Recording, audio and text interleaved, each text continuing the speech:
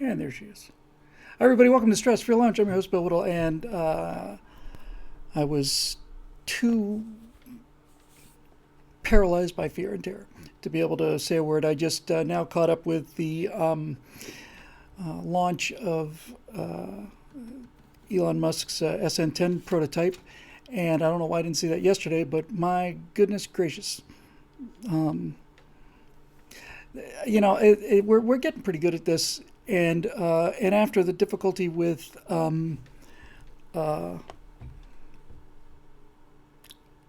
the difficulty inherent in landing that Perseverance rover, piece of cake, nothing to it. We'll take a selfie on the way down, and then to see this thing come back down and land, and I had heard that it had landed and then exploded. I thought it had landed, then boom, exploded. It landed and stayed there for a while. There's a fire on the bottom, but by God, it did what it was supposed to. A $20 fire extinguisher and a guy with a, you know, anxious to make a few bucks and young male and maybe trying to impress some chick with a fire extinguisher probably could have saved that entire thing. But nevertheless, I was watching this video of this latest one, and it's an odd looking thing. Obviously, it's kind of retro futuristic and all that. But if you've seen either this one or SN8 or any of the others, there's an angle that's right below the craft that's shooting straight up into like this cobalt blue sky. And on this particular one, on that shot, on this last one, on the SN10, I was watching that shot and I thought, if I'd asked for this as computer graphics, I would have said, "No, it's beautiful. I just don't believe it. I just think it does. I just don't think it looks real enough." Um, it's just surreal, and away he goes, man with a mission. And that was actually what my right angle this week was about. Is about the difference between Elon Musk and Jeff Bezos with SpaceX versus Blue Origin. Blue Origin's doing everything in secret, and they're swinging for the fences. Looks like they're trying to look to me like Bezos is trying to pass Musk. They're 1 and 2 for the title of richest man in the world, but SpaceX is now worth $46 billion, and that's awful cool. So anyway, that was a spectacular piece of technological wizardry and a good way to start things. Oh, well, speaking of technological wizardry, I was so busy watching this thing, I forgot to check what I was going to check. So give me 1 second here. To the old YouTube. This won't take long, and I know where I'm going this time. Yeah, I just did a test render that I liked a bit, and I'm still having some problems with a little bit of stuttering motion. I was trying to do kind of a close pass with, kind of, these are not final graphics or final textures or anything, but I was trying to get a feel of being like closer to this ship than I'd been before. Visually, and I was seeing some stuttering. I just see which one of these I want. I uploaded like 3 of them. Yeah, that's got a lot of compression on it. On the other hand, good enough. I'll take this one. So I rendered it. It's like a 7-second pass, and I thought, okay, and then I played it back, and it was and I put as much motion blur on it as it would take, and it was still stuttering. And so then I realized, okay, the thing to do is to render it at 60 frames a second instead of at 30, and then double the speed. That way your increments are smaller. So I did that. It was still stuttering. So then I rendered it at 90 frames a second, and it was still stuttering. And then the 4th castle burned down, fell over, and fell into the swamp. But the 5th castle, the fifth render, finally did it. So I'm just going to grab this for you. I think this is at more or less the right speed. However, it's you'll see. Tell me what you think, and then we'll get on to the questions. Come on.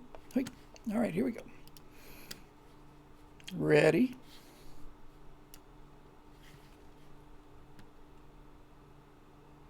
You can see that kind of skipping, that kind of. Let me me just do that again there. See, it rendered like the whole. There it goes. Cool looking ship though, and I'll do it one more time. I have to go to the title card to reset the player.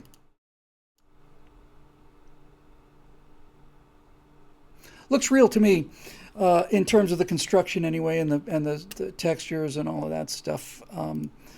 I'm really, really, really happy with that model. And these textures are not the final textures. Those are 2K textures too, by the way, which means they're 2K resolution. The final textures will be 4K. And should hold up really well for the close-ups. I just think it's just cool. Yeah. Anyway, it was really cool. By the way, I don't know if you heard this in the news, but Elon Musk is not just building a rocket to go to Mars on. He's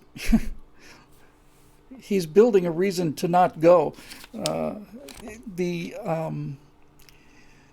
The word is that he is starting on something. He's building a city in Texas. And I think he's calling it Spaceport or Starport or something like that. I'll tell you, man, it would be large. It's been a large temptation to move to Texas, period. But moving to a town where you could basically say, yeah, my address is, 6724 Polaris Drive, Starport, USA. Starbase. Thank you, Mr. Mann. 6227 Polaris Drive, Starbase, USA. That's my mailing address. Yeah, exactly. That'd be just great. And I don't know, man. I'll tell you what.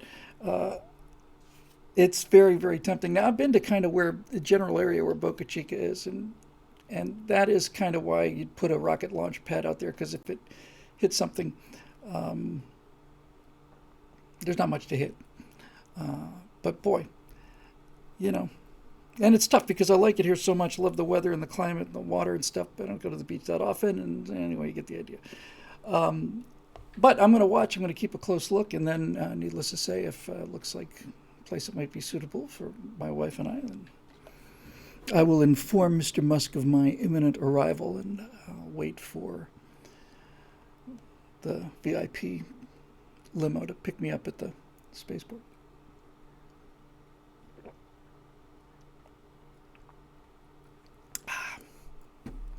Anyway, so yeah, that's exciting. And you'd get freedom and you'd get to shoot your guns out back like we did when we were at Jeremy Boring's wedding in 2009. And then, I don't know, watch a couple Mars missions take off. And yeah, now John Pershing says Starship's eventually going to need pilots. That's true, they will. But however, I don't know if I'm going to be able to make the pilot. But they could use a storyteller. They could use a filmmaker. Somebody who knew how to capture the emotion of going to Mars. I'm just kidding, honey. Don't worry. I'm not just kidding. Anyway, yeah, it's pretty impressive. Just like I said, I want to live in a place called Starbase. I really do. And Natasha tells me how LA is just so kind of run down and dirty, and it's true. And she doesn't do it in a nasty way, mind you. She's been all over the country. We just go to Orange County, and she loves it in Orange County. It's like, my God, it's so clean here. This is what I thought America would be. I said, yeah, I'm sorry about that, baby. I brought you to kind of the armpit of the country. However, it's like I look at Dubai, and I'd be lying if I said I wasn't jealous of Dubai. So every time I see Dubai, I immediately just have to say something nasty about it, and I'll do that now. It's like this fictional city that nobody lives in. I know people live there, but it's not based on anything. It's oil money. It's just oil money, and it's spectacular. The 21st century. You look at Dubai at nighttime. It's like, oh God.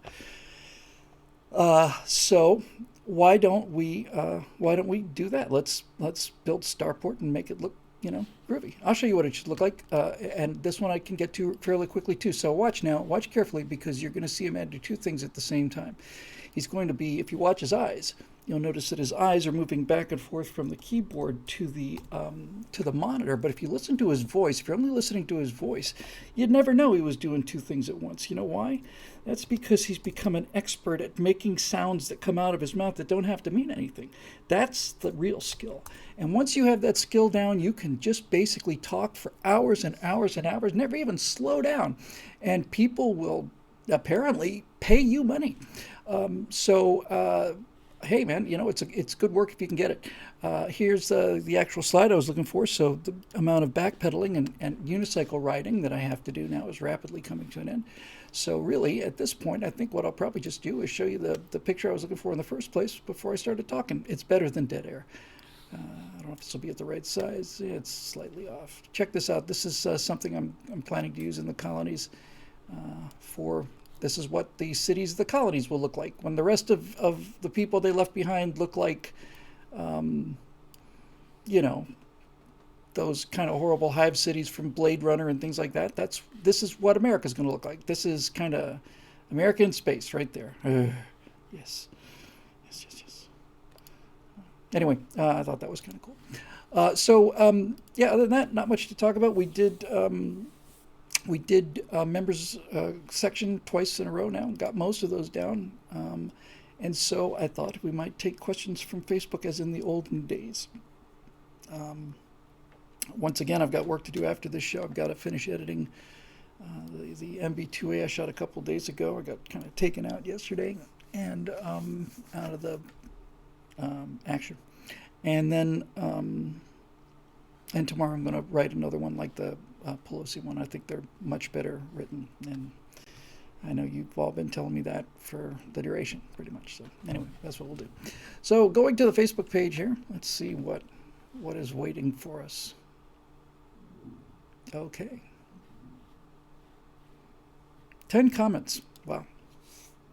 I don't believe we have ever had that few comments before, and I caramba. So let's see what we got here in the okay, hang on a minute. Hang on. It looks like we got 1, 2, 3, 4, 5, 6, 7, 8, 9, 10, 11, 12. 12 comments total. 1, 2, 3, 4. And 7 of them are Eric Blake's comments. So if you take that away, we have 5 comments. But we won't take that away because that wouldn't be sporting. So I'm going to move this over here where I can see it. And I'm going to fix this so I can see what people are saying. And then I'm going to kind of do this. And then I'm going to kind of do that. All right. So let's chew these babies up, shall we? Yeah.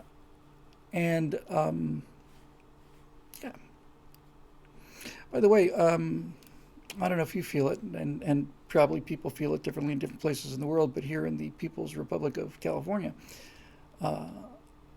even here you can feel that this COVID thing's on its way out. Just feel it. They say we should have herd immunity by April. That's April as in 4 weeks from now, April, not April as in 2.5 years from now, April. So anyway, yeah, that's that. So let's see what we have from the on the this evening's edition of the Eric M. Blake Show. Hang on.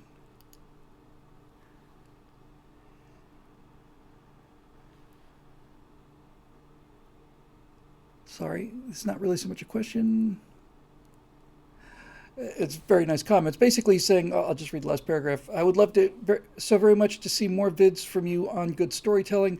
As you've often noted, storytelling is one of the most vital weapons of all in politics and the culture. So the question is how to be good at it. Will you help to teach us how? I'd be delighted. To the degree I can. Natasha and I have been watching Vikings. This is the first series we've ever watched together. And I think we got like three episodes left in the entire thing.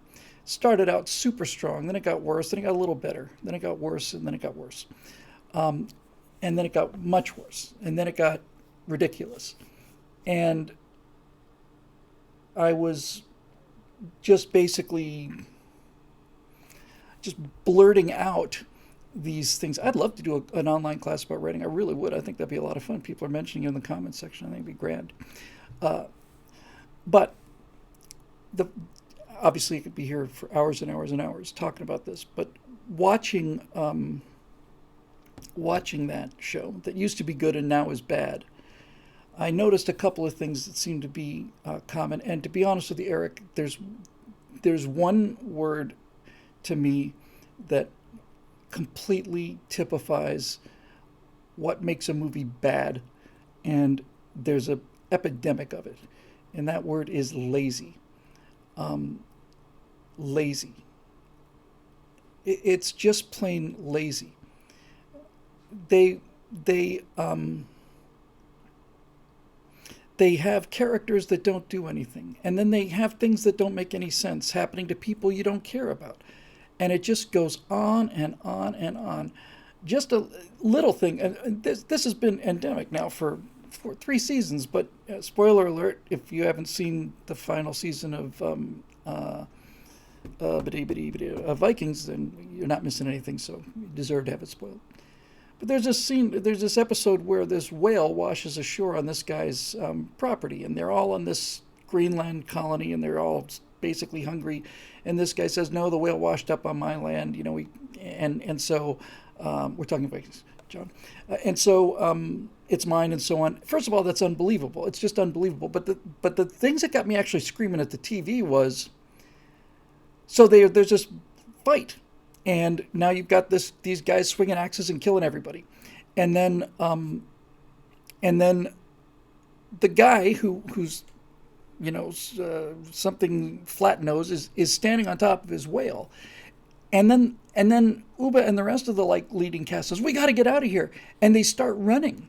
They're running like they're being pursued. The people who are running away, there's 20 of them. The people who are staying, there's 4 of them. And they run at the top. They don't go and get supplies. They don't pack their ships. They say, "Hurry, hurry, run, run, run." And they just push these Viking boats out in the water, and they go sailing out there. Don't have any water, don't have any food, nothing. And I was sitting here just, what? Yeah, well, I wanted to get him out there on the water without supplies. Okay, and the way you did that was to have them race away from 4 people that weren't following them? Lazy. And I watched it and I thought, he thinks he's going to get away with it. He thinks the music will cover it and the shots. It's a beautifully, beautifully shot show. Incredibly beautiful. That's why we watch it, frankly. It's just so beautifully shot. And it's just lazy. And all of these characters dying these lazy deaths, and for those of you that are in on it, fine. If not, you get the point. They had this character, I don't know if he was season 4 or 5, somewhere in there, named Bishop Hammond. He was like this warrior priest, and he started out as a badass. I mean, he was a really impressive character, and he was played with a great deal of intensity. And this guy's he's a religious fanatic. And I thought, all right, now the English, because I'm descended from King Alfred, as you probably know. Now the English finally have somebody who can fight. And you've got this guy who's just this incredible hard case, he's an incredible warrior. Then he gets captured by the Vikings, and he kind of softens up. And he gets captured by the other Vikings, he kind of softens up. And then he sees Lagatha, and he becomes a 14-year-old boy. And having looked at her from across the field for all of 10 minutes, he walks up to her, basically kneels in front of her and says, "I would give my life for you." And I just laughed out loud, man. I just laughed out loud. I was like, come on, I don't believe it. That's just, no. So I started talking to Natasha about this fundamental concept in screenwriting, and especially in television writing nowadays, since everything's, in terms of sequential series. And one of the most important things is, Roy Hamill says, "I know people like that." Yes, but I don't think you know people like that who are these hard case warriors. I just don't believe it. I didn't believe it. And I don't believe anything of Lagatha anyway. But point is, there are two two things that people do that's lazy. One of them is they don't pay off something that they've set up. And here was this character who they put a lot of effort into making into this badass, and he just gets thrown away. You just, oh, you get to kill now or whatever. So there you go. And the other thing they do is they try to get the payoff without setting it up. And that's what this Bishop Hammond was. I adore you. I would give my life for you. You're the only woman. I literally, I would die for you. I don't know your name or anything. I've seen you walk across a field, but I would die for you. Yeah, it's lazy. You could probably get away with a line like that, but you're going to have to spend 4 episodes, 5 episodes building that up, and you're going to have to show something special about this person. Now, again, it doesn't really matter if you know the example or not, but right around the same time, here comes this Viking goddess who, unlike Lagatha, who I never believed, this woman I believe was an actual warrior. She's huge, and Gunhild, I think, and she meets Bjorn Ironside. And he falls for her, and I think, okay, he falls for her because she damn near beat him in battles, put a big scar across his face. She's as good a warrior as he is. There's something there. There's something there. I believe it. And she was a well thought out character. It kind of pissed her away too, just weakened her and weakened her and weakened her, and she got more and more kind of queenly in the same way Lagatha did, and started talking like this, and everything's all about ruling. It's like this guy has zero discipline. I know he's the show creator. I know he's the showrunner. I know he's the head writer. He's the only writer. And I give him enormous credit for having done that. But honestly, when I see that he wrote every single one of the episodes, I really start thinking this was a gigantic mistake. Because after 70 episodes, maybe? More than that, probably. 70 or 80 episodes, you just get tired. And his job was not to write every episode. His job was to make sure that every episode was Vikings. And he should have found 4 or 5 or 6 writers who knew what they were doing, and then he could have been the editorial filter to make sure, and so on. We're talking about the show called Vikings, Cody, but the question was about writing and what's good writing and bad writing. And lazy writing is when the author decides he wants something and he just throws it in there, and he just assumes that the audience is going to be stupid. Now, I don't remember who this was in a screenwriting book, and I need to find it because it's a really excellent point. But this it's on the tip of my tongue. Somebody might remember it. Anyway, this is what the screenwriting author said in this book. He said, if you make the mistake of underestimating your audience, you're going to pay for it. You can sit there and construct an incredibly complex murder mystery, and that audience is going to have figured out who it is by the time they're 40 minutes into it. With an hour remaining, they're going to have a pretty good idea who it is. And that's because you assume that they're idiots. And a lot of money can be made by assuming an audience is idiots, but that's not how you build a name or a reputation. So he basically said that, and many, many years before I heard that quote, I remember I was working on this Aurora screenplay, and I needed a failure. I get these little elevator things, these little capsules that move from the core and out, and I needed one of them to jam. I needed one of them to jam halfway between the center hub and these gigantic centrifugal habs that are swinging around out there. And so I came up with the reason why it jammed. One of the engines overheated, one of the motors. But that's not good enough. It's not good enough because you would have to design a ship that would have a redundant feature if the capsule jams. So not only did I have to find a good reason to jam the capsule, that's not all that hard. I had to find a good reason why the backup wasn't going to work. And then I had to kind of have a way that the backup's not working, and then there was no other choice. And it was like you just had to really take it apart and poke it with a stick. And lazy writers are just not willing to do that. They just won't. They don't know how. They don't know enough about it. They don't do it. It's like when something happens, there's a catastrophe on a submarine. Okay, what's the catastrophe? Well, this reactor is leaking. Okay, what's the procedure in the case of that? And if it turns out the procedure is something that saves everybody on the boat, you don't have a story. So if you're going to have a story that needs radiation leaking into a submarine, you got to know how that failure is going to happen, and then you got to know how that beats the failsafe mechanism. You got to know how it. You got to put the effort into it. And I was watching after Vikings last night, just briefly. I was just scrolling through. Everything is on Amazon. Everything is on Amazon Prime and Netflix. There's nothing that was ever made that's not on those services. I saw such dreck. I mean, I saw stuff that simply I couldn't believe was on television. Forget on streaming, platform. I couldn't believe this stuff was on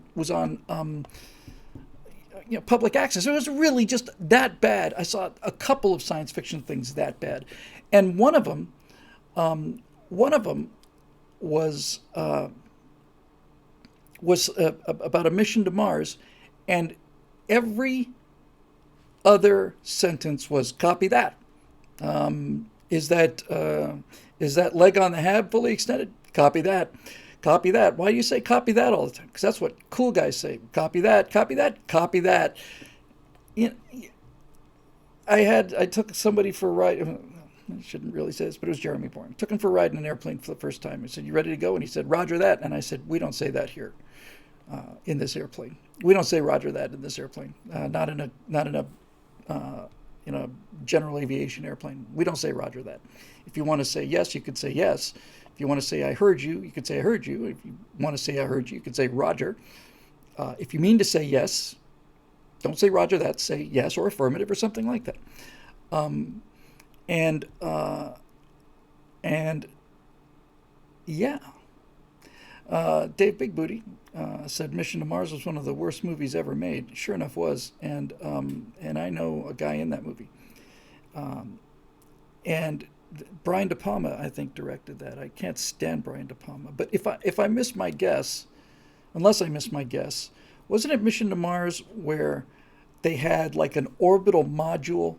Okay, they had like an orbital module. It's like a things that you plug into the ISS. It's just this round pressurized module, and they got to this thing, and then they have to land this thing on Mars, and then they cut away to this guy, to the pilot's grandmother. One of these movies, I think it was Mission to Mars, cut away back to Earth. This guy's grandmother says, "My boy can land anything," and then next thing you know, there it is sitting on the planet like that. Retro rockets. Pff. Landing gear? Who needs landing gear? Who needs retro rockets? Who needs guidance computers? Who needs any of that stuff? He's an ace pilot. He can land anything. And I watch this and I just want to smack the writer in the face. I just want to punch him. I really want to punch him hard. They'll believe it. What makes you think that? Well, they don't know. Nobody knows anything about space. Well, if that's going to be your attitude, man, then go make some other movie. You horrible derivative bastard. Mission to Mars. De Palma made Mission to Mars so that he could make his Stanley Kubrick attempt, and it's got Stanley Kubrick written all over it, but it's written all over it by a very backwards child with emotional problems. It was Lovell's mom. In any event, it was this. There was this thing where he said, They just landed this module. Whatever. Okay, great, fantastic. Okay. However. Now people are talking about Apollo 13. Apollo 13 is the precise opposite of that. Whoever wrote the screenplay, well, they wrote it based on Lost Moon by a guy who is about as qualified to write that story as anybody. Jim Lovell's the only guy who's been to the moon, 3 times? Went on 8. He went on twice. Been around the moon twice. He's the only person who's been to the moon. That's not true either. I have to think about that. Huh. Anyway,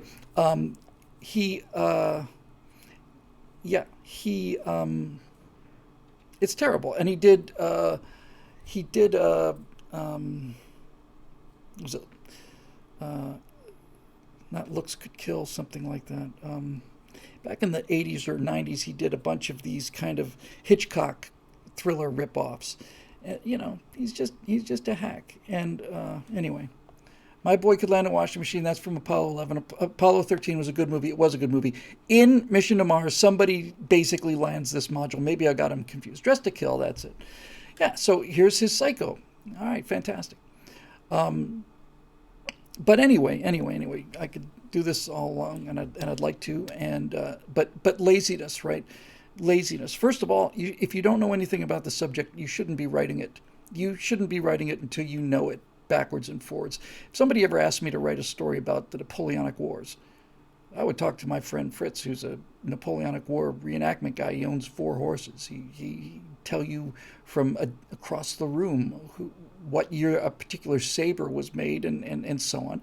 And I would know that stuff backwards and forwards when I wrote it, and then I would give it to somebody who knew it better and say, all right, what's wrong with this? That's just, it's not even workmanship. It's not even talent. It's just fundamental diligence, you know? If you're going to do a job, then do the job. It's like saying, you know, it's like people really do take it this way. I'm going to write a story about science fiction. Okay, what do you know about astronomy? Nothing. What do you know about astrophysics? Nothing. What do you know about pilots? Nothing. Know anything about the military? Nope. Anything about communications? Nope. Know anything about anything? No, not really. But I'm going to write this. Okay. All right.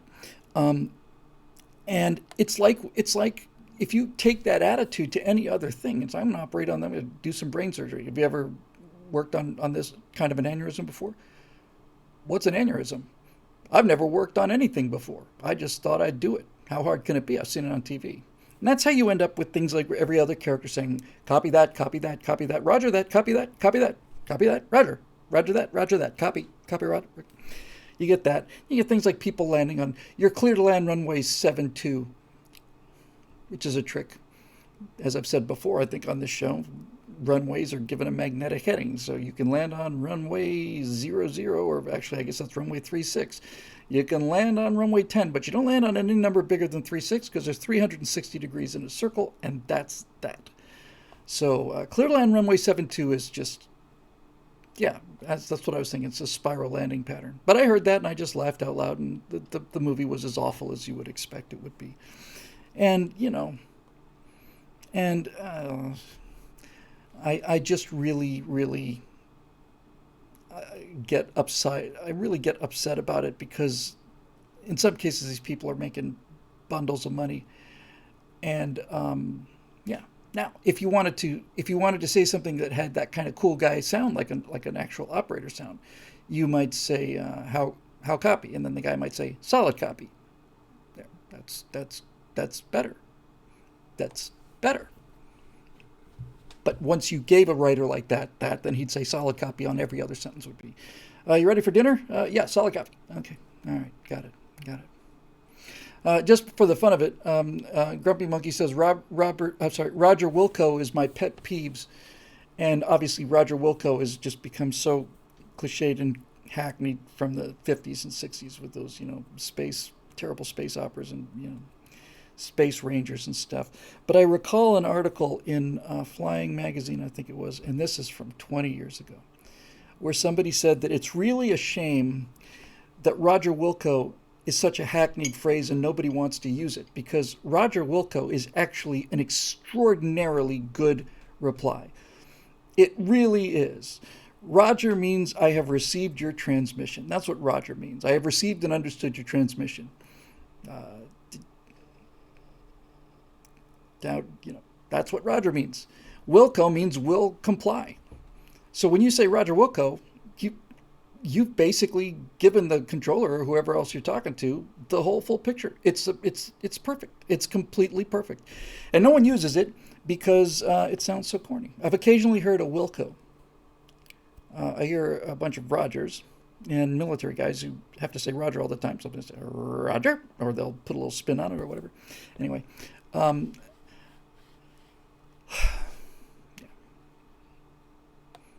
You can tell, and I think for me always it's radio communications in science fiction movies are just so incredibly bad, and anyway, you can take. See, here's the thing about, and this is the last thing I'll say about this writing issue. You can take. Hang on a second.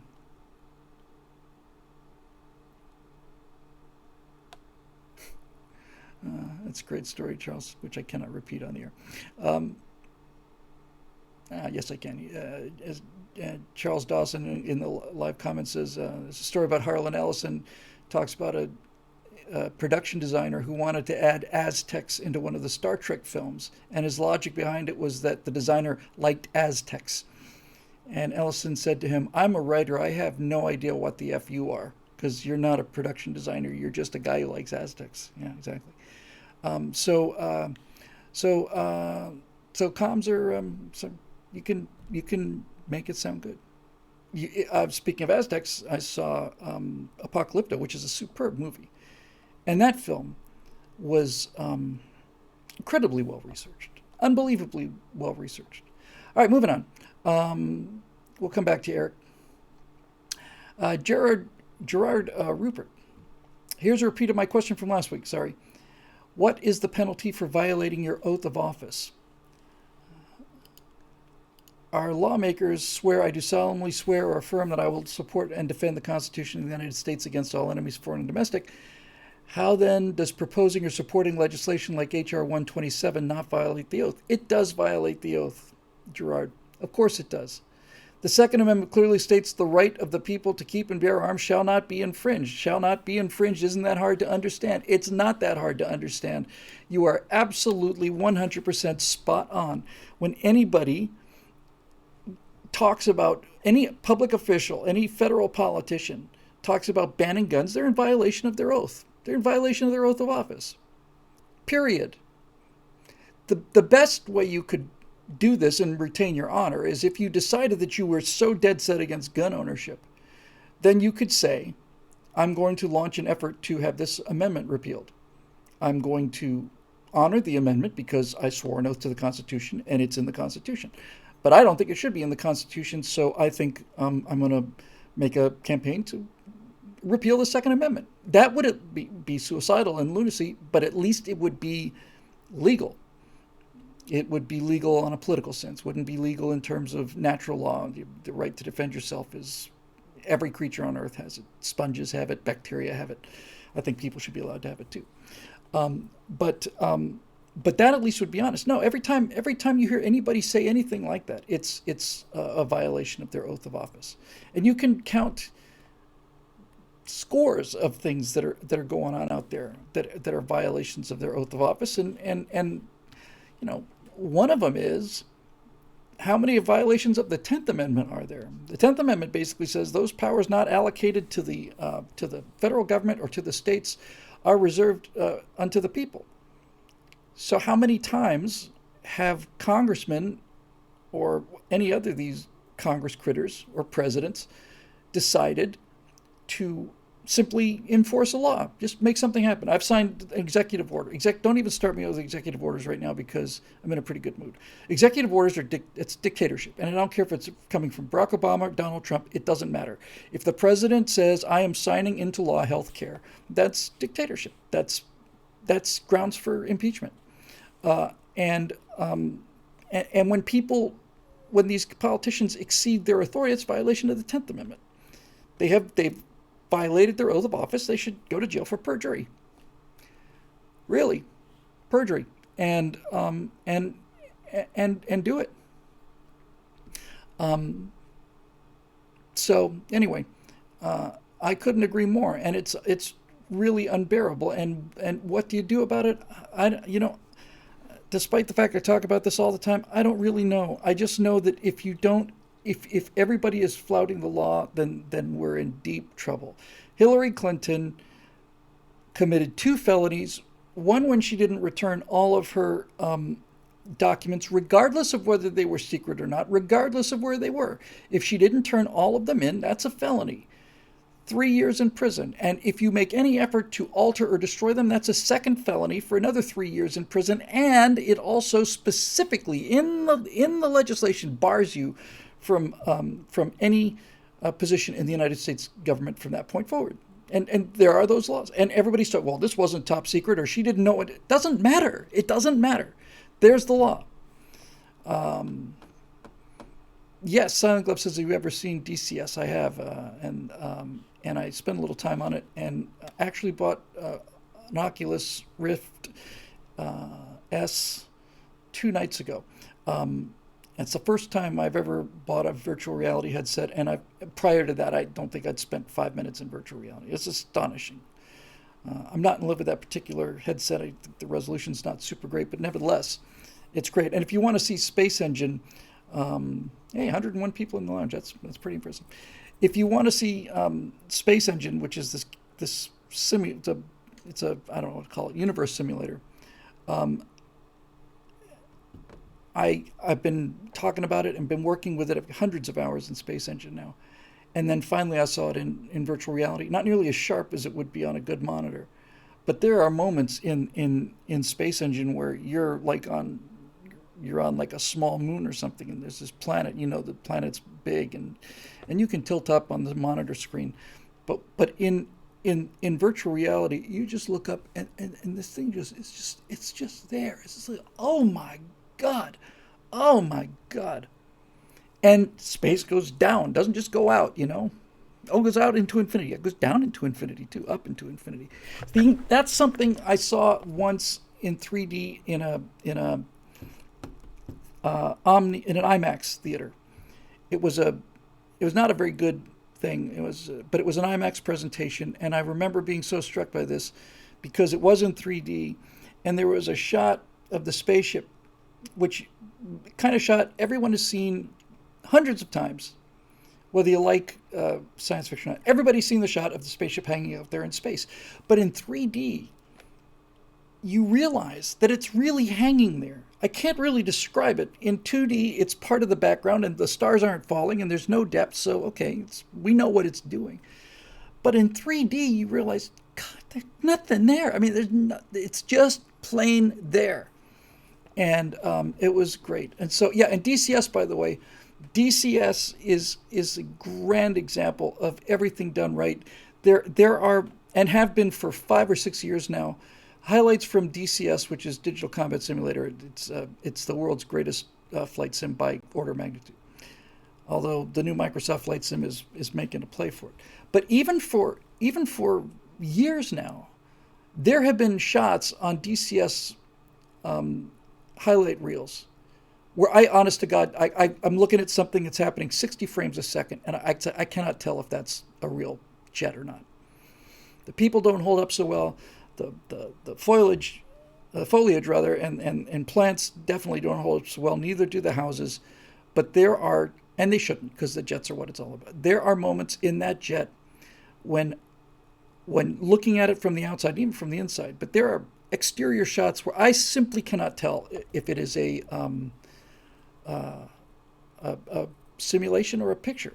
I would have been impressed by it if it had been a rendering that had taken half an hour for a frame, but it's doing it 60 frames a second, and it's fantastic, absolutely fantastic. I actually spent a little bit of time on it about 1.5 years ago, I guess. I got back to being able to do carrier landings fairly regularly with all the realism settings up high. It's tough to get the hang of, but once you do, you realize you set the angle of attack, and then you just aim at the back of the boat and control your glide slope with your power. As long as you've got your angle of attack set, just power up and down and just kind of put that velocity vector on the back of the deck, and you're good to go. But it takes some getting used to, because you want to fly the thing down, and it's not good. But in any event, yeah. So that's that. Let's see what else we got. Hey, Merlin, 4th try. Well, Merlin, beg your pardon. I've been so sue me. 4th try. What movies would you recommend that show how horrible life was like under the USSR, like 1984, but more true to life, that I could show my wife so she can understand?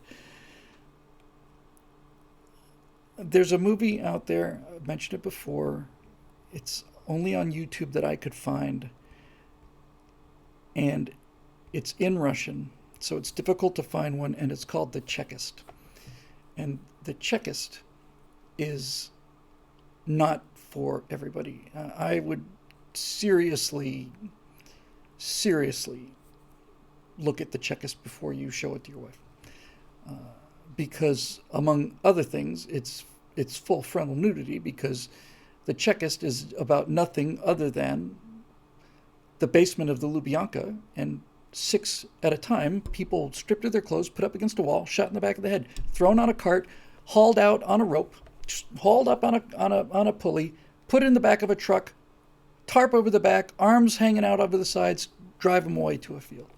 And I saw The Checklist, and I thought, man, first time I saw this execution thing, I thought, that's really guts. That's really gutsy to show it the way it really was. And then it never stops. That's what's so powerful about that movie. It's not like they show it to you once. It's like half the movie takes place in that basement of the Lubyanka, and just oceans of people just walking out there to get killed. It's got some people are defiant, some people are sobbing, some people are calm, some people are bargaining, and it's like, doesn't matter what you say, doesn't matter what you did. Most of them didn't do anything. They're all protesting their innocence. It's like, we don't care if you're innocent or not. We have orders to kill 14,000 people in this oblast, and so we're going to kill 29,000 to show Comrade Stalin that we're serious, not joking around. The Checklist takes place pretty early in the Soviet Union. It may actually be early enough so that Lenin is still in power. But among the many, many scenes in there that is really just shockingly powerful, all of the execution scenes are so graphic that it's horrifying.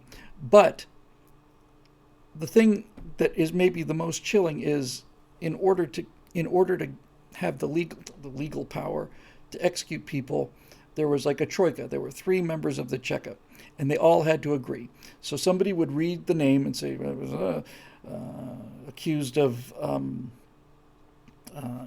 wrecking and hoarding and of anti-Soviet activities. Death, 3 deaths, and he's just ticking it off. And they go through the list so mechanically. There is nothing. It is an incantation in another language. It's like an English peasant reciting a prayer in Latin. Doesn't got the faintest idea what he's saying, and so they're just doing death, death. And one time, as a gag, they include the name of one of the Chekists, and the guy says death. And he looks around and they realize everybody's laughing at him. It's like, oh, that was my name. I guess I should pay more attention. Stalin used to save lives. Not a lot of them. But you would think that if you're presented with a list of names, you might underline the people who are going to go, who you're going to have executed. That's not how it worked with Stalin. He would get lists of names every day. And the ones he'd underlined would be the very few that would be saved. Leave this one alone. Okay? The God King has spoken, and it's just that simple. So The Checklist is excellent. I've not seen the lives of others. I've heard it's very good. Let me think if there's anything. There's one called, I want to say it was called The Projectionist, but it's not. Is it called Inner Circle, Inner Sanctum? It's with Tom Hulse. Is it Tom? Hang on. The guy who played Amadeus. I don't even know if his first name is. Yeah, Tom Hulse. And let's see what that movie was. It's scary. It's a scary film.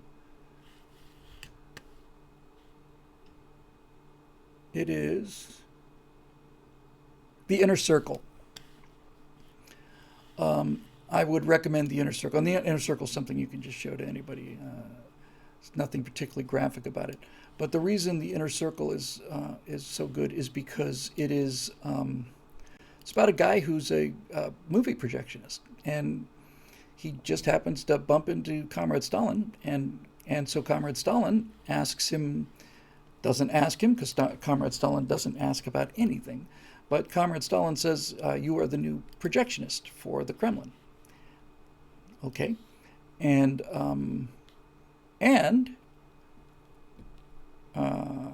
who was it? Was it Beria? Beria likes his wife. Okay, I guess Beria can have it. So Beria basically takes this guy's wife, and she turns into a drug addict, and he's living in a state of perpetual fear. Anything could happen. You just never know. Just never know. Some people in the comments section are asking about, was The Death of Stalin a good movie? Natasha hated it. I liked it better. It's a very, very broad comedy. It's extremely broad. But I liked it. And I liked it because, as absurd as it is, it's not dry. There's nothing dry about it. It's just plain, it's farce is what it is. As bizarre as that film is, and as inaccurate as it was in so many ways, it does capture the kind of confusion, just the plain dysfunction. That's the word I'm looking for. The dysfunction of it all. Like Hitler, Stalin played his subordinates one against the other constantly, just constantly playing one against the other. That's how he basically felt his best chance to survive. And you can probably make an argument that worked. Keep everybody constantly informing on everybody else. But there are moments in that. Jeffrey Tambor is fantastic in that movie. He plays Malenkov, and his ability to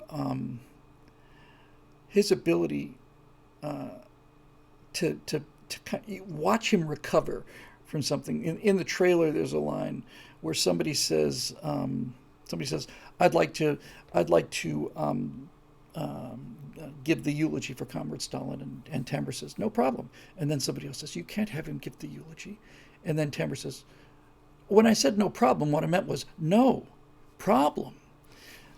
That kind of thing was just great. So I would kind of recommend it. The Checklist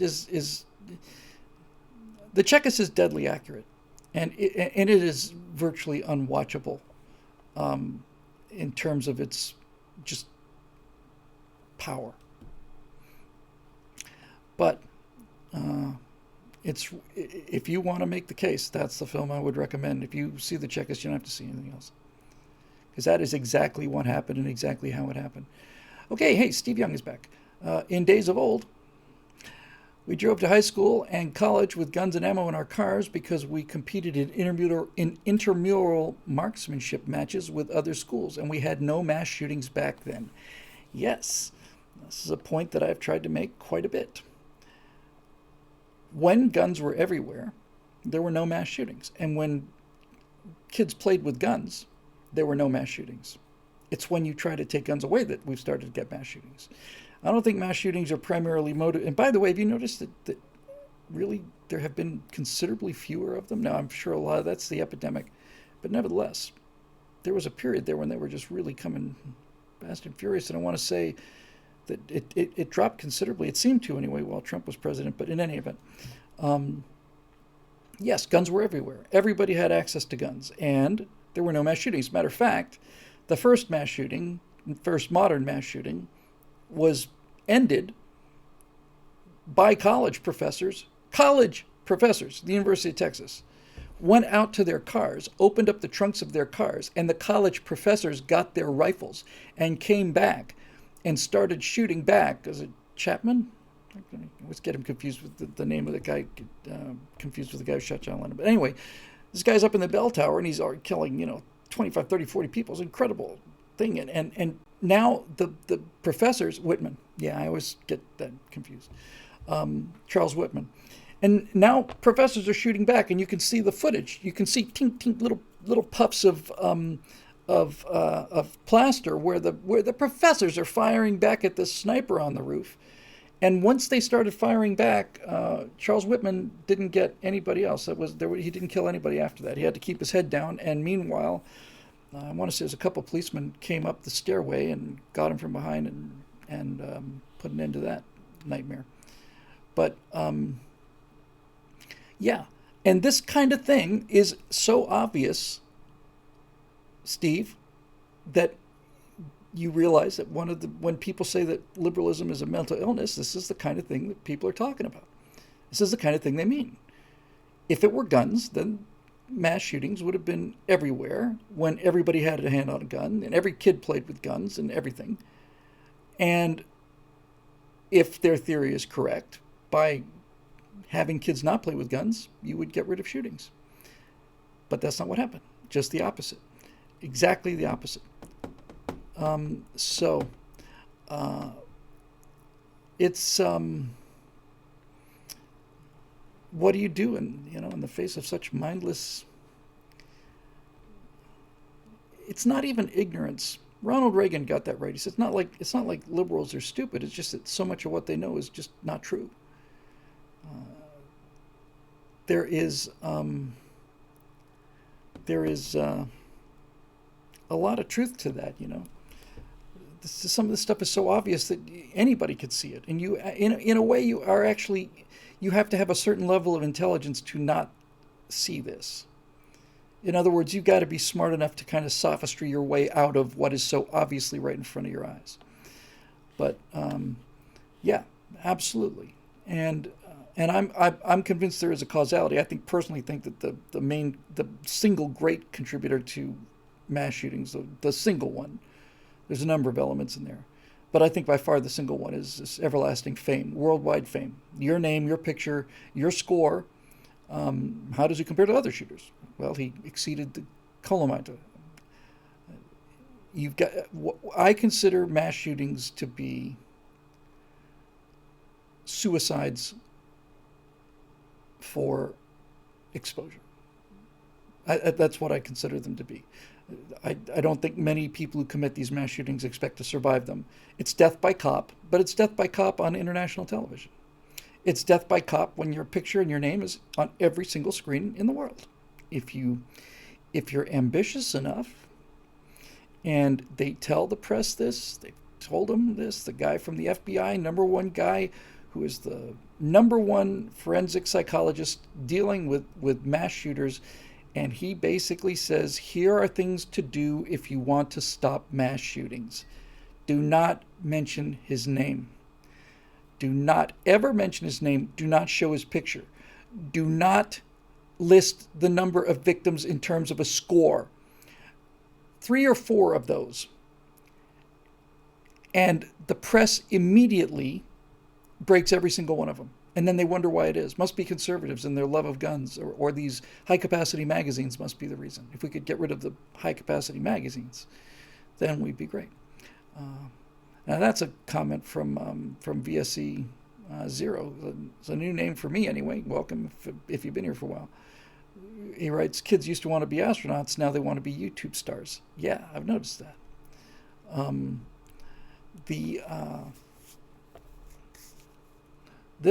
This has been brewing for a while now. 20 years ago, I remember a friend of mine who's not a millennial, because there weren't very many millennials 20 years ago and able to carry this kind of conversation. Even 20 years ago, this guy was a friend of mine, 10 years younger than me, Gen Y guy. And he said, people my age and younger, that every one of them expects that they're going to be famous. They all expect to be famous. And he said 20 years ago, there's going to be a lot of angry people when they realize that they're not going to be famous. And the reason they think they're going to be famous is because their paintings that they made with their little fingers, best paintings ever. And every time they went to bat, they got a trophy. And everything they did was amazing. And all of it. Never allowed to fail, never given a chance to fail, never learned from failure, always told, oh, you're the best, the brightest, the smartest, and then they're just not going to happen. Mobile Moto's talking about TikTok stars. TikTok seems to be especially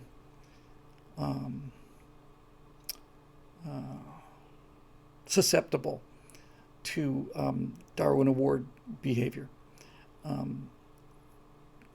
I've seen a lot of people try to get YouTube famous by doing dumb things, but there's something about TikTok that is an order of magnitude more seductive. I have seen a few things that just simply defy imagination. Either somebody's doing something so remarkably stupid, or they're not doing something. They're filming something where they should be helping, or whatever the case may be, and it's all for that. Oh man, look at all the views. Look at all the views. And if you think about it, what else are they allowed to compete in? They're not allowed to compete in business. They're not allowed to be rich. They're not allowed to brag about how much money they make. They're not allowed to brag about the women they're dating. They're not allowed to brag about any individual achievement. They're not even allowed to talk about it. So the only way to have any status or any sense of achievement now is to have a video with a lot of views on it. And it's really destructive. The internet has made life much better for 5% of the population, maybe. I'd say maybe a little higher than that. But as far as kids are concerned, it's a catastrophe. As far as society is concerned, it's a catastrophe. It's an absolute catastrophe.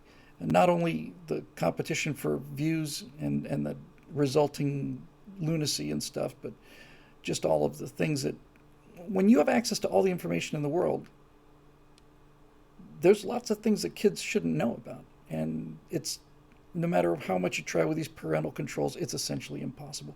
Because even if you're very, very, very conscientious about that, the kid's going to go over to his friend's house, and they're not going to be conscientious, and they're going to see anything they want to see. See all kinds of sexual stuff. They can see all kinds of perversions. They can see all kinds of murders. They can see all kinds of things that kids shouldn't see if they're going to be there's a reason. There's a reason that whenever something bad is going to happen in a movie, they always, whenever there's a child there's always the parent saying, "Don't look, honey," and they, don't look. Why do you say that? Well, because they shouldn't see these things. They should not see them. It's better that they don't look. Comes a point when they're going to need to look. And you could argue that that this entire generation is doing everything possible to avoid the harsh realities of reality. But in the comment section again, we're talking about the fact that there's just so many fatherless kids out there. And that's Dad's job, That's what Dad does. Dad's job is to protect you, and then when you get to a certain age, protect you a little less, and sort of gradually expose you to more and more and more of the unpleasant realities of life, and teach you how to handle them. It's not throwing you in the deep end of the pool and hoping you swim, which is essentially what happens whenever any kid gets online. You need to be guided through this stuff. That's why I'm such an enormous fan of BB guns. I think BB guns are civilization. The reason I think that is because BB gun, if you think about it, is absolutely perfect for what it does. A BB gun is dangerous enough to cause real harm. You could actually shoot your eye out with a BB gun. And if you've ever been shot with a BB gun, and I have been, that hurts. So a BB gun is not a toy. Easily kill animals with BB guns, birds, and probably squirrels too, I guess. A pellet gun, a little more mass. My brother Steve and I were crack shots on those little lizards in South Florida. We just knocked those things off of fences from 100 yards away. But while a BB gun is dangerous enough so that It's not a toy, and if you shoot somebody with a BB gun, they're going to know it. I can't imagine a case. I've certainly never heard of a case where anybody was killed with a BB gun. I'm sure the worst thing could happen to you with a BB gun is you could actually knock your eye out. But there's not enough energy there to kill you, and so it's perfect. You can tell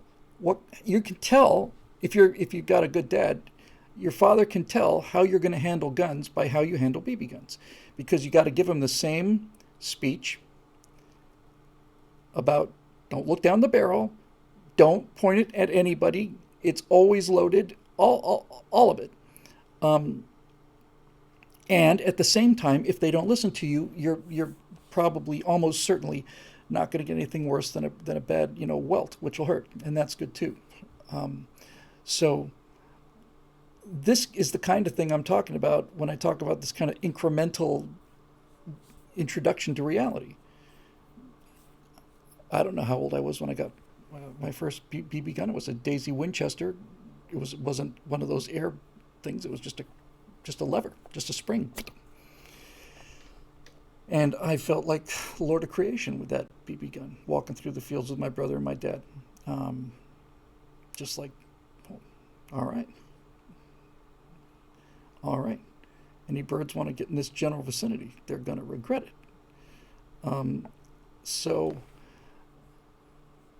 it was a wonderful feeling. It really was. It was a great feeling having a BB gun out in the woods. It was a tremendous feeling. In fact, I can remember it now like it was yesterday. All of a sudden, you're seeing things and hearing things and looking for things you never did before. Now, all of a sudden, it's like, oh, I'm going to find something I got to shoot with this thing. And now, all of a sudden, you realize, well, there's no birds around, or there's no this or that, nothing that I can shoot at. And it's just great.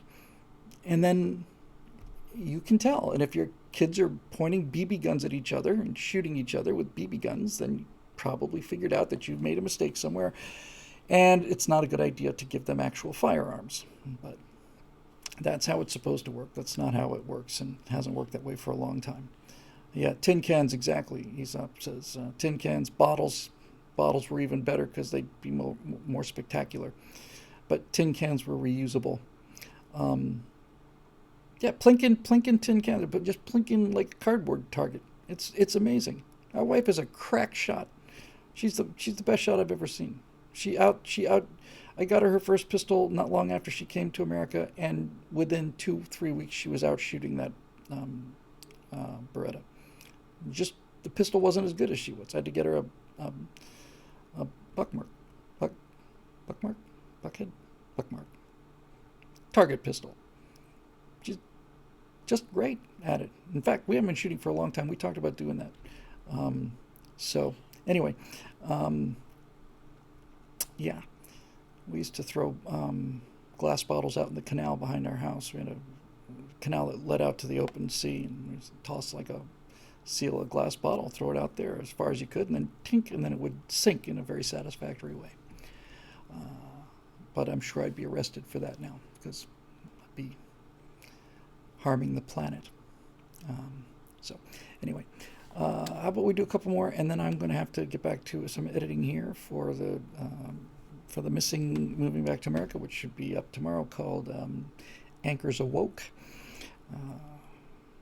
The Chief of Naval Operations has put out a memo to the U.S. fleet, everybody in the fleet, warning about the dangers of domestic extremism and how the Navy is preparing for domestic extremism.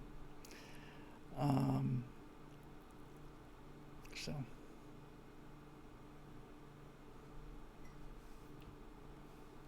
this is a great story, Troy. I got to repeat that. This is classic. Troy Stevens in the comments section said, this is verbatim, "My dad had a great story about being asked by his grandpa to do some work on the farm. He and his brothers spent the day shooting holes in a phone book instead. Grandpa was not pleased. He had a great saying, 2 boys is half a boy and 3 boys is no boy at all." That's just perfect. You ask a boy to do some jobs, the boy's going to have to go do the jobs. You ask 2 boys to do the jobs, they're going to fool around and waste time. You ask 3 boys to go do a job, you would think it'd get done in a third of a time, but it would never get done at all. That's spot on. Anyway, so that's that. That's a great line. It's a great line. Some of these scenes in the colonies and stuff are kind of writing itself, and that's always a good sign. I like the idea of this the homesteader family, family of four: mom, dad, older sister, younger brother. And the boy wants to drive the rover, and he's 11, 10, 11, 12. Dad's got to let him drive the rover because you never know when something's going to happen. And just taking a shower, and I thought, it'd be cool if Dad falls down into this like some kind of an ice crevice or something like that. It's the family. See, it's the beautiful thing about that aspect of this story. If you're out there on the prairie, and you've got your family, and the nearest help is 500 miles away, and it's coming to you by wheels, you're going to have to solve a lot of your own problems. And so I thought it'd be kind of cool if Dad fell into an ice crevasse and he fell head first and was wedged in there upside down. Now you got to move fast because it's not just a question of running out of air. You can't stay inverted for a super long time, although apparently that happened to a guy in a cave. He was upside down for 36 hours and couldn't get him out of there. And they sealed the cave around him. And I thought, okay, so that's cool. And then what am I going to do? Well, I'm going to have somebody get down there, and they're going to have to get a rope around his feet, around his boots. They're going to try and pull him out, but he's in there. His helmet's actually wedged. His helmet's is wedged in there. He can't get out. And then I thought, okay, that's good. And so we're going to have to drag him out. We're going to have to drag him out with the winch on the rover. We're going to have to tie him to a cable or whatever, put it on attach it to the front of the rover, and then back the rover up and pull him on out of there. Okay, even better.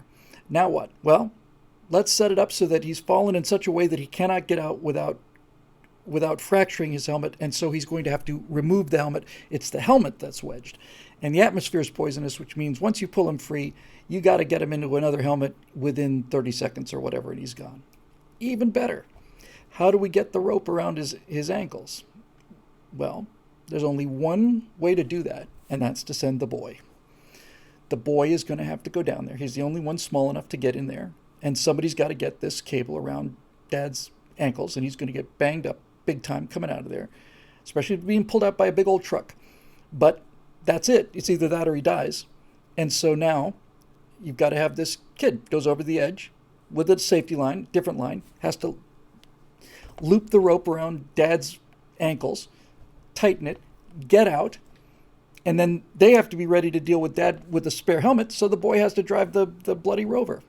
And this is how a family of four not only survives hardships, but become a family of four. And these kind of things are you just can't. If Westerns were still popular, I almost said I'd be making Westerns, but I wouldn't be. But nevertheless, this is what storytelling is. This is what good mythology is.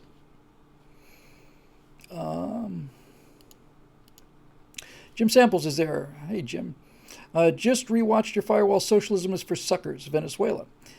With all the fake purported asylum seekers arriving at our southern border, why is it that we don't seem to hear that any of them are Venezuelans? Do you think that maybe the left is turning them away? No, they're not turning them away, I don't think. I think they're just simply making sure that nobody knows about them. They're just poor people who are just looking for a way to make a living and feed their families. That's an interesting story.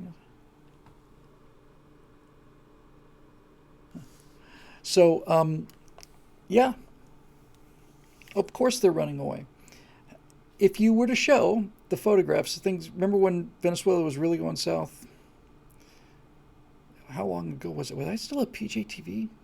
I don't think I was.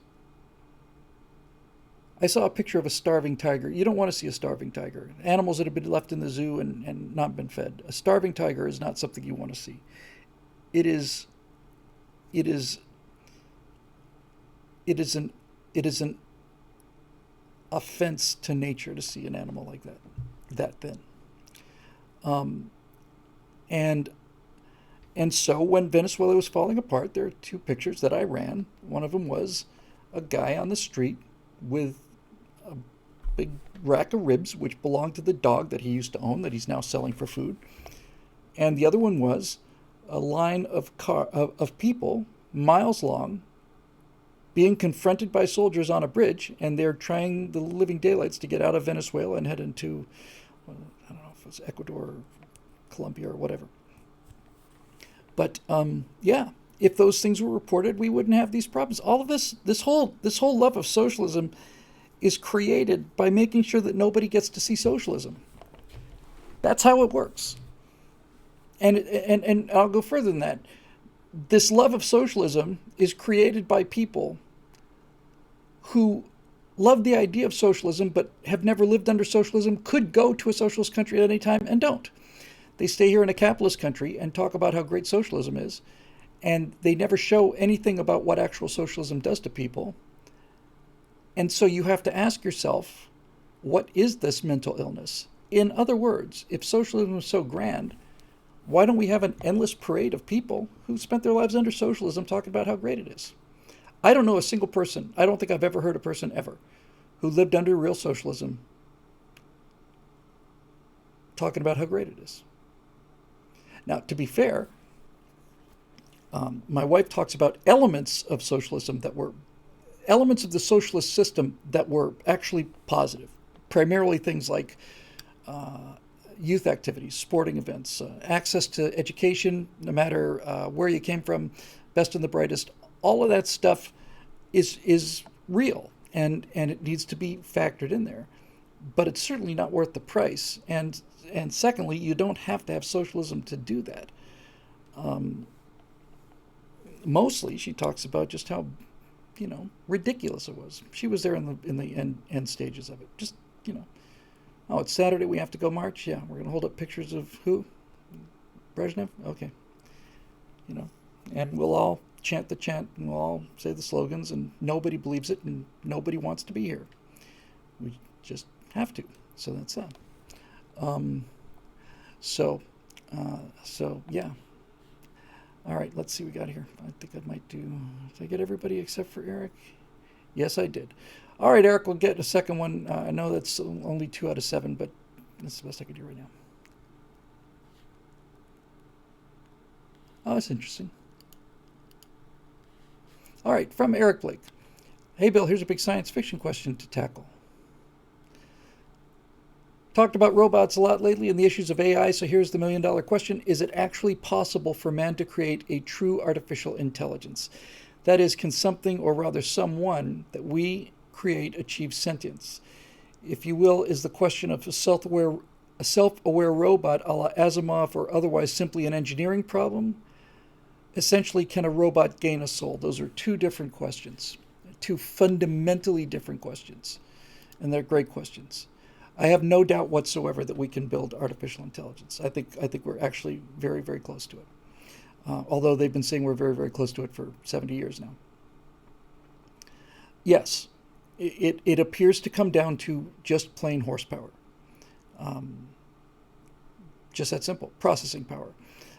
Smarter people than me could tell you what the equivalent of the human brain is in terms of operations per second.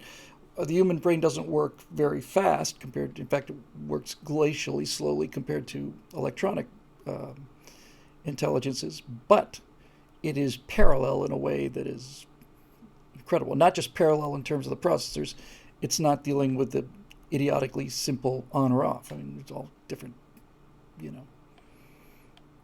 different states, and it's kind of almost like an analog system. It's a tremendous way to pack information. But yes, I have no doubt at all that they will be able to create AI. I believe this term is called hard AI. I think hard AI is self-aware AI. It's a machine that has awareness, as opposed to something that's like AI that sorts through images, or AI that determines the best railway route, or whatever the case may be. So I think it is certainly technically possible, and more importantly, the people who are working on AI are convinced that it is too.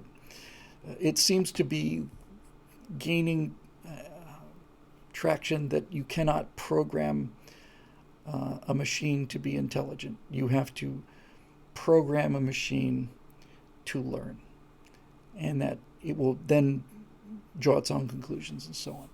And I don't know how many TED Talks I've seen about AI. I've seen at least 5. And only one of them made sense to me. The other 4 were basically pitches for AI. And mainly, here's all the reasons why you shouldn't be fearing AI. But every single one of them admitted that it will become smarter than us. And once it becomes smarter than us, then it will be able to design its replacement. And that replacement will be smarter than it is. And then, and off you go. And there's no future beyond that. But 4 out of these 5 videos were from AI computer scientists who were basically saying there's nothing to fear. And I remember thinking the arrogance of it. Even if you grant the premise that people are afraid of them because they're machines or whatever, the arrogance of it. I'll tell you, there's a great analogy for this. And this happened, I don't know, 10 years ago, something like that. One astrobiologist basically published something in it. It wasn't even an article. It was more of an opinion thing. And one said, I don't know if it's such a good idea sending out space probes and radio messages, giving away where we live until we have some idea who those messages are going to. And this guy was crucified. I mean, he was crucified. It was a cancel culture 10, 15 years ago. Absolutely crucified. How could you even think of such a thing? Any society intelligent enough to travel the stars will automatically be peaceful, and on and on and on and on and on and on and on. And I thought, just the arrogance of that, just the arrogance of it. We know what alien psychology will be like. Certainly, they may be made out of silicon. They won't be, by the way. They'll be made out of carbon.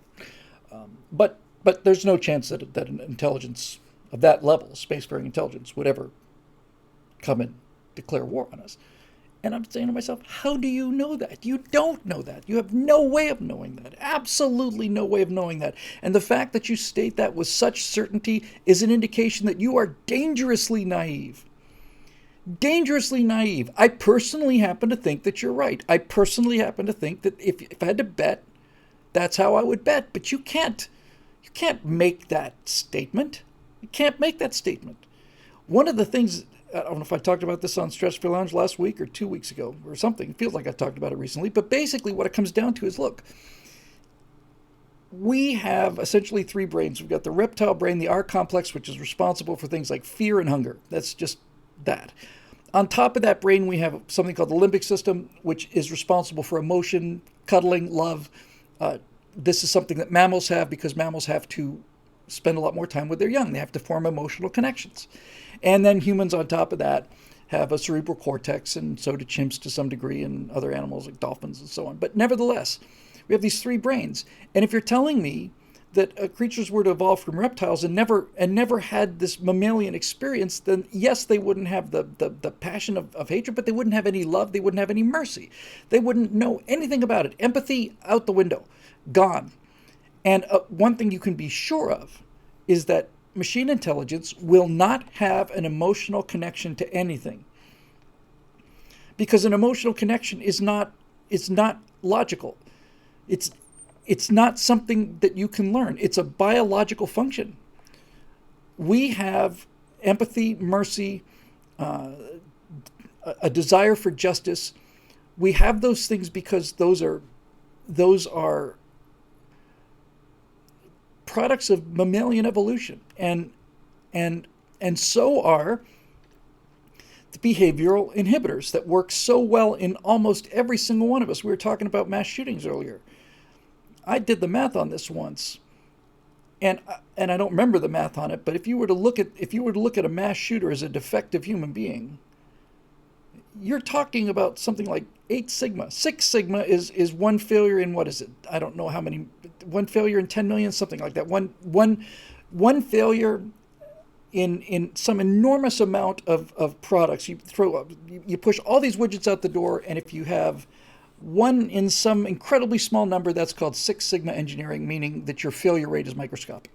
And it's been a while since I did the math, but the fact of the matter is, if you look at just Americans, you look at the number of people who go nuts in terms of mass shootings, and if you're manufacturing human Americans, the failure rate is infinitesimally small.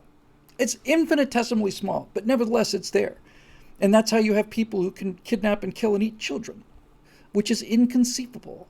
Anybody who's begging for their life, the ability to execute somebody innocent, somebody off the street who's begging you for your life, the ability to kill that person is a sign of something exceedingly wrong with you. Needless to say, I mean, I think on some level, all people who commit intentional first-degree cold-blooded murder, I think every single one of them is insane, although I'm not going to give them the insanity defense. They know what they're doing, and even if they can't tell, they're too dangerous to keep around. So you build a machine that's smarter than we are. What is to stop this machine from coming to a mathematical conclusion that the planet would be better off without us, or better off without most of us? How do you know? Oh no, it would never say that. How can you say that? Do you not have an imagination? Let's imagine that we're all chimps, okay? And we've got a chimp brain. Can we imagine something smarter than a chimp? Yes, we can, because we're smarter than chimps. Okay, you with me so far, big brain scientists? Yes.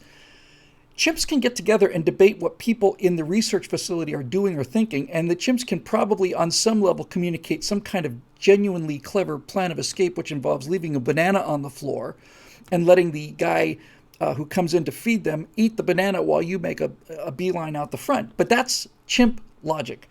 And to say that you are capable of understanding what an intellect that is significantly greater than yours is just raw insanity. As a matter of fact, I have to tell you, one of the things that I think about when I got nothing else to do, which is not that often, but occasionally, fairly frequently, I just run a thought experiment. 6 sigma failure is a failure rate of 0.00034%. That's awfully good manufacturing, and human failure in America is lower than that if you're counting mass shooters. But one of the things I think about frequently, just as a science fiction question, is what would you do if you were at war with an adversary that was markedly smarter than you? 200 IQ minimum. What would you do? You know, average IQ is 100. 130 is considered a genius. A 70 IQ means you barely feed and dress yourself. Just a person with a 100 IQ issue can fake out a 70 IQ person by telling them there's a unicorn in the closet. They'll believe you. So, how would you fight against an enemy that's smarter than you would? The only thing I ever was able to think of would be to say, everything I can think of, it's already thought of. Any strategy that I come up with, it will have also thought of and countered, if it's that much smarter than me.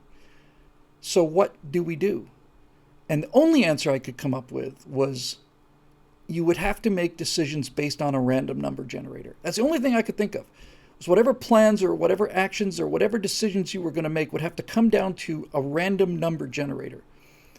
Because that would mean you would have at least a chance, because they can't predict randomness either. That's the only thing that I could ever get to that gave me some sense of hope, would be if we were to find a mechanism where whatever plans or decisions or battle plans we made, Lord Bio says it would be irrational, but it's not irrationality, because if they're smarter than we are, they would expect irrationality. There's nothing we can think of that they wouldn't have thought of already. There's nothing that a chimp can come up with that is something that I couldn't have come up with first if my job is to keep a chimp inside a laboratory. And there's lots and lots and lots of things that I can think of that the chimp can't think of. So the only answer would be something that was absolutely unpredictable. And randomness is the only thing that I can think of. And as a number of people are pointing out, it's very difficult to make an actual random number generator. They all use a random seed, and if the intelligence were relatively more sophisticated than you are, it could probably figure out pretty quickly what the random number generator is, and then it would know what to have a prediction. But in any event, you could still, I mean, since this is fun, even if you grant that, you could still determine the size of the pachinko slots, right? So if I get a number between 1 and 12, we're going to do this. If I get a number between 13 and 29, we're going to do that. They may be able to predict what the number is, but they don't necessarily know what the response to that is. In any event, that's all I could think of. I think, frankly, the best solution would probably be just to surrender. But who's to say? And this is the thing that these guys keep coming up with. And this is the thing that drives me absolutely batty, is all of these AI guys are saying things like, no, you don't understand. We're going to build in inhibitors. We're going to build them into the system so that it won't be possible for them to decide to murder all of us. And my response to that is, are they in a building with no communication? And is there an electrical plug that I can pull out of the wall? That's about it. And when you think about it, I'll tell you what's a good example of this, actually, is that classic Star Trek episode called The Cage or the Menagerie, depending on what you think of. We've got these enormous brain aliens who can make you see whatever they want you to see. So the crew of the Enterprise brings down this gigantic phaser cannon. There's a door, and it's made out of this really tough metal. This is one of the greatest moments in Star Trek, and it's a moment that blew my mind. And they're pouring more and more power, and they're bringing ship's power, and the door is heating up, but it's not melting, and it's like they're just pouring more and more into it, and finally they just say, my God, you know what incredible strength on this door. And at the end of the episode, you realize that phaser cannon blew the mountaintop off in the first second or two, and they put into your head the illusion that it was still there. And that's when you realize that's why it's a capital offense to go to Talos 5. That's why you're not allowed to go there, because there's no way to beat that. No way to beat it. So if you've got an AI, you can say, well, I'm going to keep the AI in a cage, and we're going to do this. And okay, well, if the AI is smarter than you are, it can do any number of things. It could, if it has an alternative way of getting power, you could pull the plug out of the wall and the AI could shut down completely, except it doesn't. It just gives the impression it's shut down completely. And then when you're trying to figure out what went wrong with the AI, it's thinking things over. It's thinking billions of times a second, and then it's getting its power from somewhere else. Or it's communicating its intelligence through cell phone. Maybe it's using all of the cell phones in the entire city to translate its machine intelligence to some other means of hosting. Maybe it lives in the cell phone network, and each cell phone becomes a brain cell, basically. These things are not impossible to imagine, and they're real. And if you can imagine that, then you can only now begin to realize, well, this is what I can imagine with my little, human brain with my 100 IQ horsepower. What happened with 300 IQ? Nobody knows. I believe that there's been multiple things about IQs. There's apparently one guy with an IQ of 210 or 220. I don't know if he's still alive, but he had a couple of interesting things on mathematics, and then he just disappeared. He does something like, train conductor or something like that. Lots of really bright people, but I think the person who generally conceded to be the smartest guy who ever lived is Leonardo. And Ray Kurzweil, yeah, that's the guy. So here's a guy with maybe the highest measure IQ ever, and he does nothing with his life. Why is that? If I had to guess, I would say it's because the guy who was born with the highest IQ, maybe of all time, certainly one of the top 3 or 4 ever, from an external point of view, the guy's a complete failure. Why is that? Well, there's a number of reasons. One of them is he may not have had the emotional strata to become what we would call a success. Or maybe he's so smart that he realizes that this obscurity is the best way to live. But there are people with very high IQs who have actually moved the world. Newton, Einstein, obviously, but Einstein's IQ was not crazy, crazy high. I mean, it was obviously well above the average. I want to say it was 160, something like that. But there are people. Newton was smarter, and Galileo was smarter by all accounts that they're able to measure. In any event, and yeah, is Max Laughlin the kid whose work Mauritius Dark says Max Laughlin. I think I saw something on Max Laughlin. I think I sent him an email, actually. I actually think I saw some work he was doing, and I think I sent him an email and just basically said, take care of yourself. And, you really are special. Einstein was brilliant intellectually, but Einstein didn't become Einstein because of his intellect. Einstein became Einstein because of his imagination. That's why Einstein became Einstein. Einstein was a guy with arguably the best imagination in human history, and he was intellectually smart enough to do the math behind it. That's why Einstein became Einstein. But it wasn't just his intellectual horsepower. It was his ability to imagine things. It's just, yeah, I saw that. I'd like to see this person interesting. But you've got a guy here, he's in his 20s or whatever. All mathematicians do their best work before they're 30, if I understand this correctly. That's true for almost all really brilliant people. But Einstein is the kind of guy I'm sitting in the patent office in Bern, Switzerland. I'm in my 20s. There are no patents coming in because everything's already been invented. It's Vienna. It's Austria, rather. Switzerland, I'll get it eventually. It's Switzerland.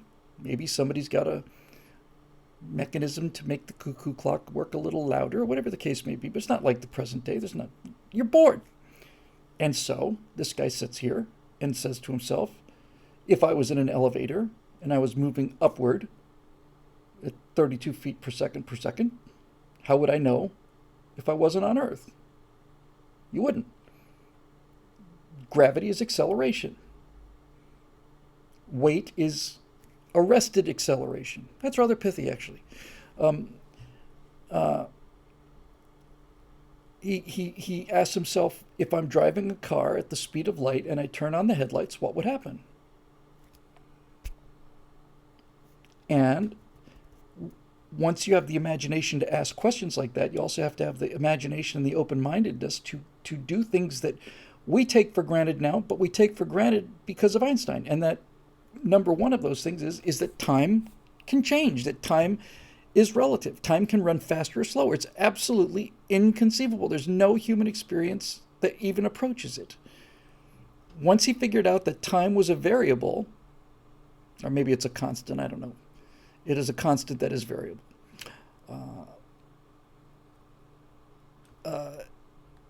Then, there you go.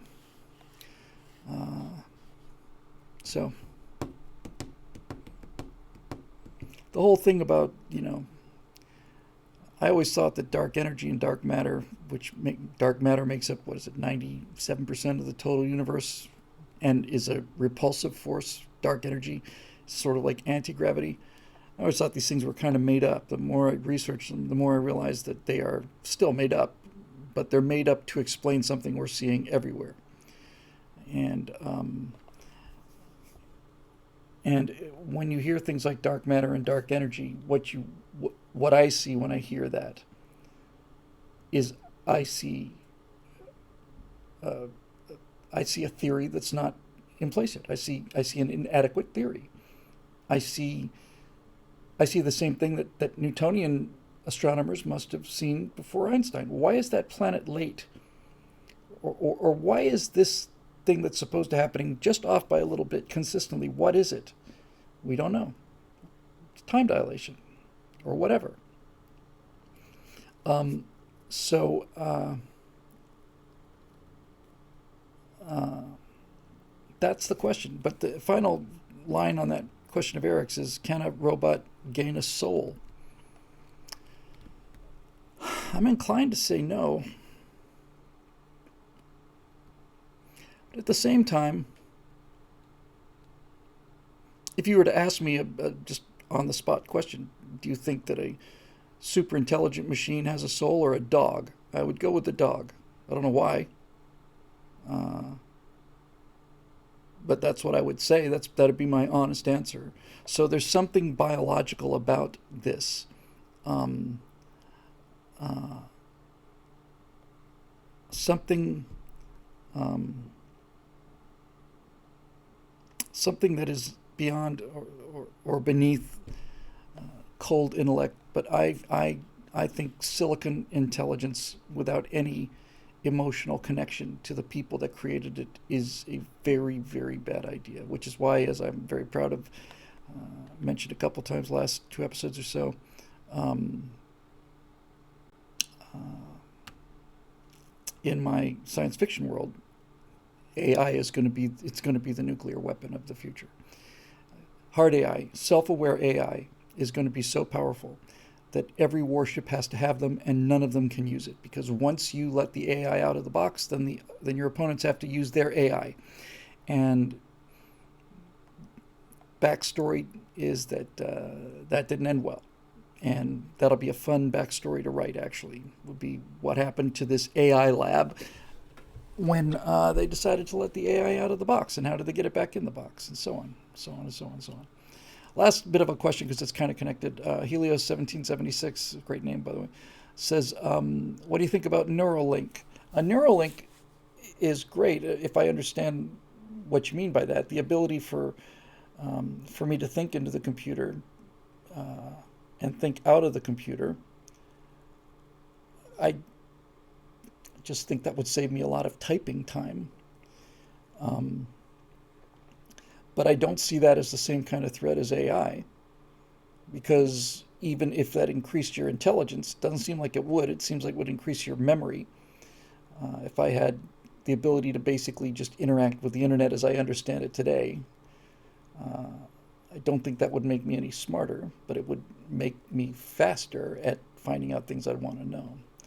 And I might be able to process enough information that I had new perspective on things. But in any event, it would still be a biological person. I'd still have the behavioral constraints. I'd still jump in the water to save a kid who's gone overboard, and all the rest of the things that every one of you would do too. Um, and and that's the fact that that's missing, or the fact that it's not even being discussed. We're smarter than this machine that's smarter than us that we're building. Don't worry. Well, I don't know. I don't know. But like I said, big danger to AI is that if you have a machine that intelligent, it can send you signals like the Telosians. It can tell you that it's powered off and it's not powered off. It can tell you that your master plan to do this to contain it has been a complete success. And that's something to worry about. Anyway, I think that'll do it for this here edition of the Stratosphere Lounge, which is, as always, made possible by the members here. And to all our new members, welcome. Attendance in the lounge is obviously much bigger, and all our new members are great. We just recorded 2 more shows with Alfonso Rachel earlier today. We did gender, and we did cancel culture. They were both great shows, and that's all due to the new members, but especially to the old ones who've been here the whole time. So I'm going to get editing on Anchors Awoke, finish this thing up, get it on the drives, post tomorrow, and then tomorrow I'm going to write another one. I'm going to write one like the Pelosi one, when I can use my full powers of snark. And I'm going to write about this horrific racist idea about math being racist. I'm going to call it 2 + 2 = racism. And if there's ever been... these are white liberals basically saying you can't expect black people to get math right.